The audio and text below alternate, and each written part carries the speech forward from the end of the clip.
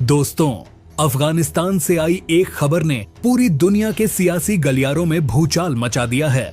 वो जगह जिसे अमेरिका कभी अपनी सैन्य ताकत का गढ़ मानता था, वही बगराम एयरबेस अब उसके लिए मुसीबत बन चुकी है। दरअसल कुछ ही हफ्तों पहले तक अमेरिकी राष्ट्रपति डोनाल्ड ट्रंप भारत को खुली धमकी दे रहे थे।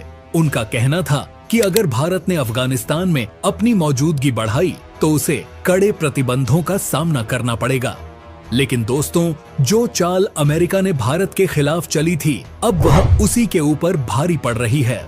अमेरिका को लगा था कि भारत की पीठ पीछे बगराम पर कब्जा जमाने की उसकी योजना किसी को पता नहीं चलेगी, लेकिन भारत की खुफिया एजेंसियों ने उस साजिश को समय रहते भांप लिया।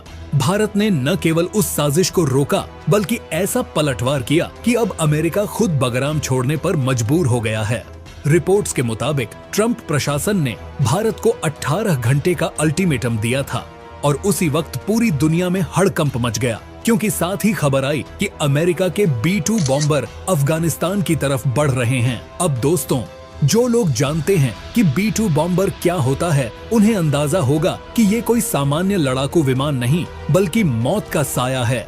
अमेरिका की मंशा साफ थी, भारत और अफगानिस्तान दोनों को यह दिखाना कि अब भी वही सबसे अधिक पावरफुल है। मगर कहानी यही नहीं रुकी। भारत ने जवाब में ऐसी कूटनीतिक चाल चली जिसकी किसी ने कल्पना भी नहीं की थी। भारत ने बिना किसी शोर शराबे के बगराम की सुरक्षा को अपने नियंत्रण में ले लिया। वहां भारत ने तैनाती शुरू कर दी और बगराम को एक सैन्य छावनी में तब्दील कर दिया। जब तक अमेरिका को यह खबर मिली, बहुत देर हो चुकी थी। अब स्थिति ये है कि अमेरिका का बगराम पर 50% कब्जे का सपना पूरी तरह बिखर गया। अमेरिकी B-2 बॉम्बर्स, जिन पर पूरा भरोसा था, उन्हें भारत ने इतनी सटीक रणनीति से काउंटर किया कि दुनिया दंग रह गई। भारत ने न सिर्फ अमेरिका की साजिश को नाकाम किया, बल्कि पूरी दुनिया को दिखा दिया कि अब एशिया किसी के हुक्म पर नहीं चलेगा। बगराम पर लहराता भारत का तिरंगा अब केवल एक झंडा नहीं, बल्कि एक संदेश है। अगर कोई भारत को कमजोर समझेगा तो वही अपनी साजिश में उलझेगा। लेकिन दोस्तों, सवाल यह है, क्या यह सिर्फ एक सैन्य सफलता है या इसके पीछे एक बड़ी जियोपॉलिटिकल गेम चल रही है? क्योंकि खबरें तो यह भी हैं कि अमेरिका इस पूरी चाल में अकेला नहीं था। दोस्तों, अब कहानी यहीं खत्म नहीं होती। असल में जो प्लानिंग अमेरिका ने बगराम को लेकर रची थी, वो सिर्फ वॉशिंगटन तक सीमित नहीं थी। इस बार उसके साथ दो और बड़े खिलाड़ी भी थे, सऊदी अरब और तुर्की। जी हाँ, वही सऊदी अरब जो भारत की बढ़ती ताकत से खफा था, और वही तुर्की जिसने कई बार भारत के खिलाफ खुलेआम बयान दिए।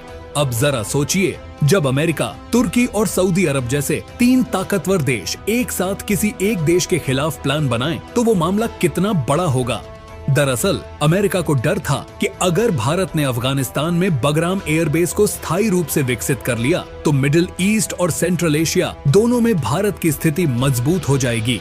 भारत वहां न केवल अपने एयरबेस को मजबूत कर रहा था, बल्कि अफगानिस्तान की शांति बहाली में भी अहम भूमिका निभा रहा था, और यही अमेरिका को रास नहीं आया। रिपोर्ट्स के अनुसार अमेरिका ने एक गुप्त योजना बनाई थी अपने F-35 फाइटर जेट्स और B-2 बॉम्बर्स को अफगानिस्तान में तैनात करने की। लेकिन उसका मकसद वहां शांति बनाए रखना नहीं, बल्कि भारत के प्रभाव को सीमित करना था। इस योजना में अमेरिका को तुर्की और सऊदी अरब का सपोर्ट मिला, ताकि उनके एयर रूट्स और बेस का इस्तेमाल हो सके। प्लान ये था कि B-2 बॉम्बर्स तुर्की से उड़ान भरें, सऊदी अरब के रास्ते से होकर अफगानिस्तान पहुंचे और बगराम एयरबेस के पास अपनी डर की राजनीति दिखाएं। मगर दोस्तों, अमेरिका ये भूल गया था कि उसके सामने अब आज का नया भारत है, जो दुश्मन की चाल समझकर जवाब भी उसी अंदाज में देता है। भारत की रॉ और DRDO की स्पेस इंटेलिजेंस यूनिट्स पहले ही सतर्क थीं। जैसे ही अमेरिकी B-2 बॉम्बर्स ने सऊदी स्पेस से एंट्री ली, भारत के स्वदेशी रडार सिस्टम ने उन्हें पकड़ लिया। अब जरा ध्यान दीजिए, ये वही B-2 बॉम्बर था जिसे आज तक किसी भी देश के रडार ने ट्रैक नहीं किया था। लेकिन भारत के इंडिजिनस रडार सिस्टम ने उसे न सिर्फ ट्रैक किया, बल्कि लॉक भी कर लिया। इससे अमेरिका के माथे पर पसीना आ गया। उसे लगा था कि भारत को भनक भी नहीं लगेगी, लेकिन जैसे ही भारत की ओर से अलर्ट जारी हुआ, अमेरिका ने अपने B-2 बॉम्बर्स को रिटर्न बैक का आदेश दे दिया। इधर भारत ने एक के बाद एक कदम बढ़ाए।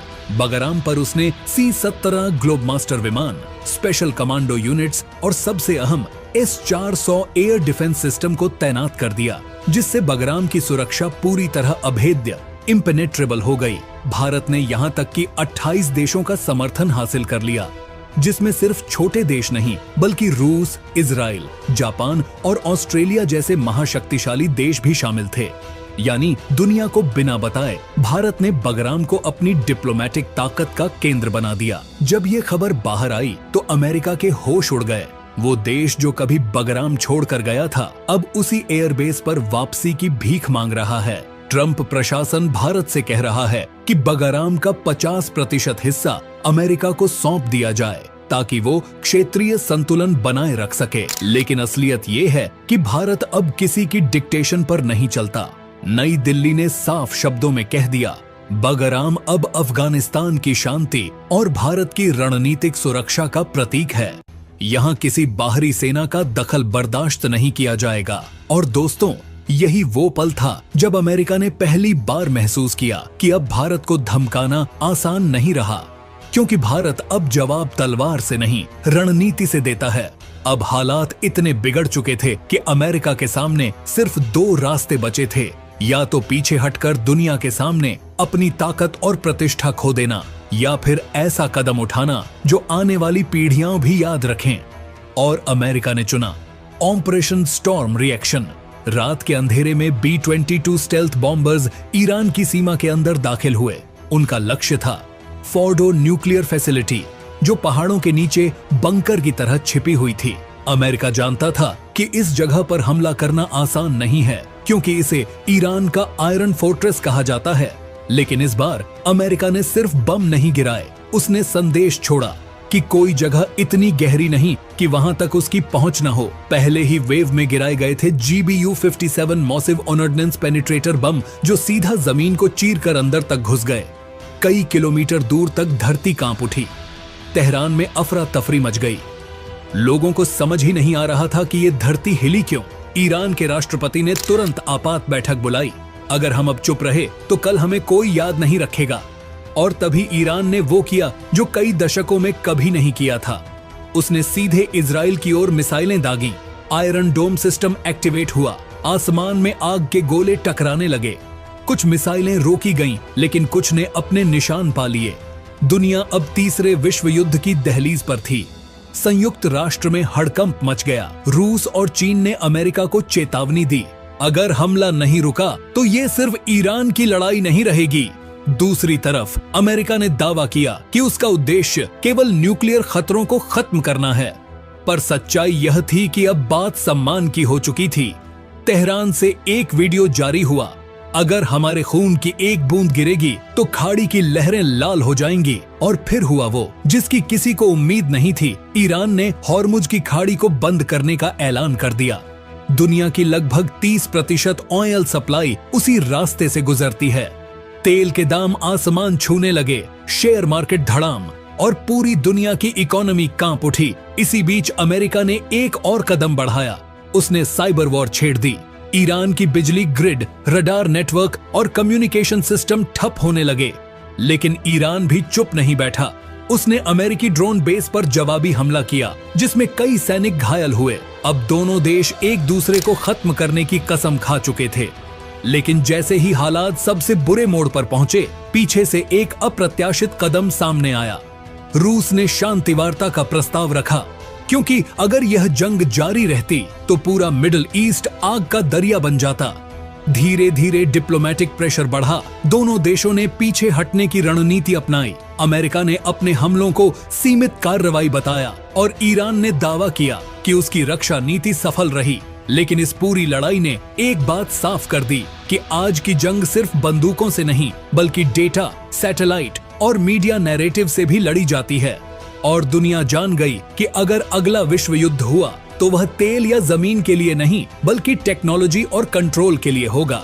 दोस्तों, मिलते हैं आपसे अगले वीडियो में नई अपडेट के साथ। तब तक के लिए आप जाते जाते अंत में जय हिंद का एक प्यारा सा कमेंट जरूर लिखें। जय हिंद।